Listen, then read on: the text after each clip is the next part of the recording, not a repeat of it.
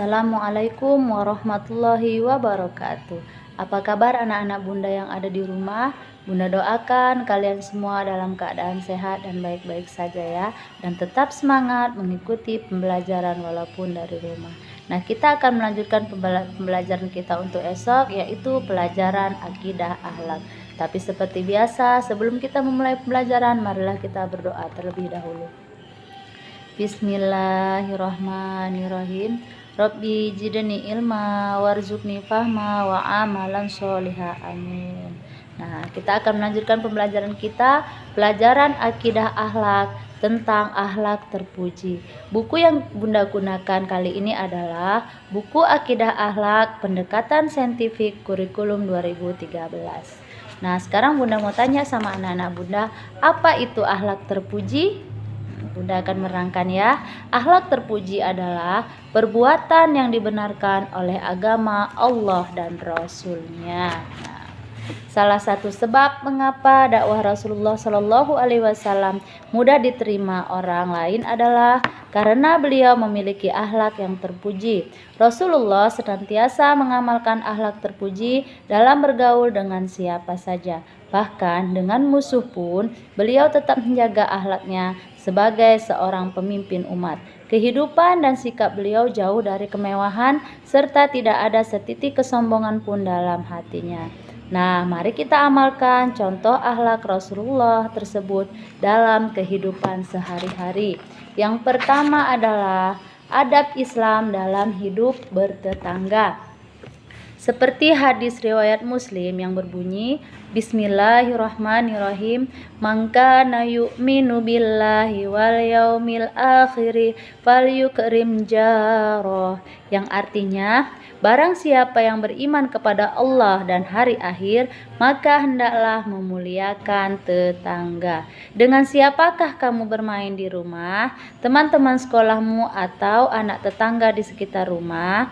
Orang-orang yang tinggal di sekitar rumah kita itulah yang disebut dengan tetangga. Dengan merekalah kita setiap hari bergaul. Kita wajib menghormati tetangga, tidak boleh membeda-bedakan antara tetangga yang miskin dan yang kaya. Bahkan yang berlainan agama pun wajib dihormati. Dan kita juga harus menjunjung tinggi sikap tenggang rasa dengan tetangga. Misalnya, tetangga sebelah rumah sedang sakit, kita tidak boleh menghidupkan televisi terlalu keras.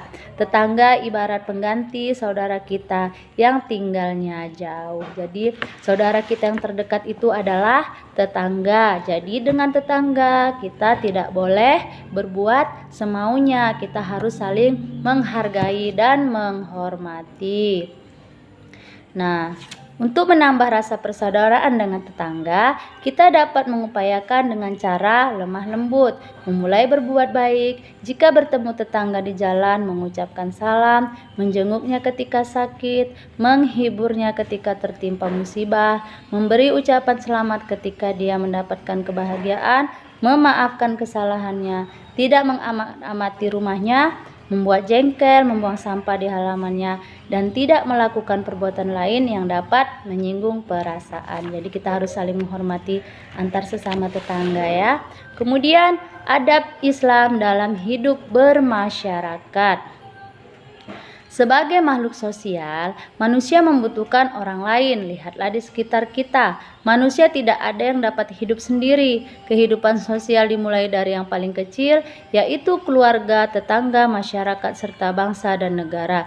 Hidup bermasyarakat tidak dapat kita hindari. Nah, dalam hidup bermasyarakat, ada adab-adab secara Islami yang harus diperhatikan, yaitu misalnya mengembangkan sikap toleransi dengan semua anggota masyarakat, menjaga hubungan baik dengan rajin bersilaturahmi, mengikuti secara aktif dalam kegiatan sosial di lingkungan masyarakat tempat tinggal kita, menghindari perilaku-perilaku yang dapat menimbulkan permusuhan, misalnya saja membicarakan kejelekan orang lain, saling mendiamkan dan sering bertengkar, kemudian menunjukkan kemuliaan akhlak seorang muslim, misalnya berkata yang baik, menghormati sesama dan bersikap ramah.